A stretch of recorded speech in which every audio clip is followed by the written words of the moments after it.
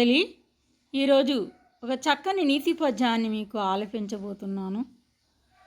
తమ దేశంబు సభాస నైజమతమున్ అస్పసదాచారముల్ తన దేహాత్మలెత్తెరింగున సదా తానట్లు ప్రేమించి తద్ఘనత వ్యాప్తికి సాధనంబులగు సత్కార్యములన్ చేయంగా ననువగు బుద్ధి వసంగమీ ప్రజకు దేవా భక్త చింతామణి.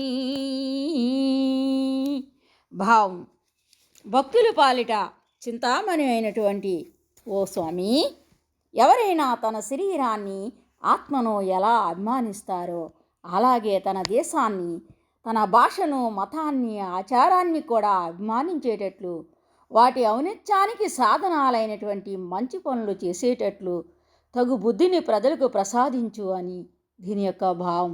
ధన్యవాదములు.